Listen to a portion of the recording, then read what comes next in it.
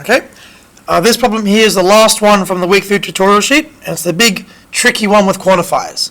So what is this saying? This is saying exists an x, not p of y, so there exists an x such that p of x is false. If that is true, then if for all x p of x, then d of z. D of z? Where did the d of z come from? Well, if you remember in a previous video, I talked about the law of explosion. If I have false, I can prove any statement P. We're going to be using a similar sort of property here, because these two statements here contradict each other. The first one says there exists some x that doesn't satisfy P, whereas the second statement states everybody satisfies P. So these two things contradict. Okay? So let's go through how we would prove this. So we're given nothing. I'm going to write my goal way down at the bottom. And this proof looks like it's going to be long, so I'm going to give myself lots and lots of space. I'm also going to be sort of liberal with the brackets for our clarity's sake.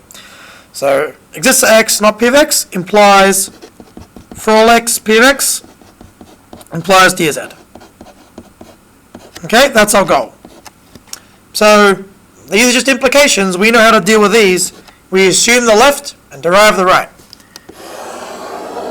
So I'm going to assume exists an x, not p of x, and then hopefully obtain this statement here. For all x, p of x implies d of z. Wherever on earth d of z came from. How do we prove an implication? Same as before. Assume the left and derive the right. For all x, p of x, therefore d of z. Okay? Whenever you've got an existence on the top, it's usually the first thing you want to get rid of. So how do we get rid of existences? Let's have a look at our rule sheet again. Existence elimination. If I want to prove Q, given I know exists an x, p of x, have to assume for a new arbitrary value, a new arbitrary variable a, p of a holds, and under that assumption, Q holds, therefore Q. So exists x, not p of x. I'm going to assume for a new variable a, not p of a, and then somehow hopefully get to d of z. Okay? What else can I use? Well, I've got this quantifier here. I've got for all x, p of x. So that means p is true for any such variable, for any choice. I'm going to choose x is equal to a. So for all x, p of x, therefore p of a, by for all elimination. These two statements here contradict each other. Not p of a, therefore false. How do we get from false to d of z? We did something similar last time, right? Principle of explosion. So to get d of z, you assume the opposite. You assume not d of z, and then hopefully somehow get false. How do you get the false? You steal the false from above.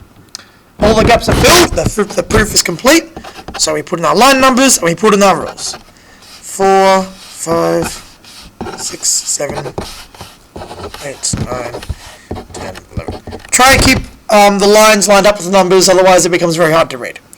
So let's work from the top. Assumption, assumption, assumption.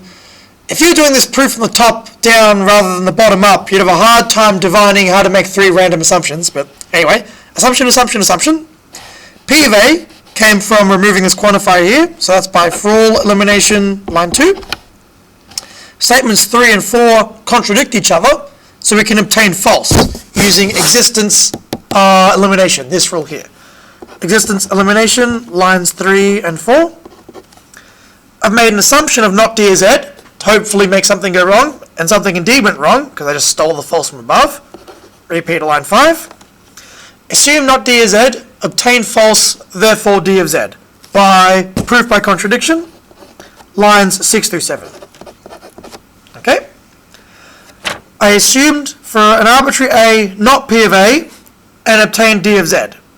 I know that there exists an x such that not p of x.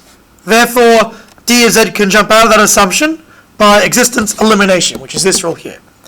So existence elimination, lines 1, that's where the existence was, and lines 3 through 8, because that's where this assumption block starts and ends. 3 through 8. Okay? And now it's just cleaning up the implications at the end.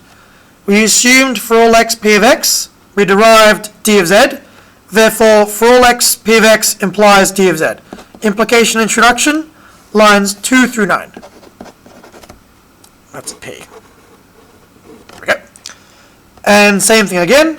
Assumed exists X, not P of X. Proved this junk here. Therefore, the left-hand thing implies the right-hand thing.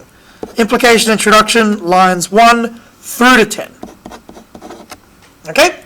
The solutions might look a little bit different to this. That's okay. There's lots of different ways to prove these problems, depending which order you break up your quantifiers, depending which order you deal with different terms.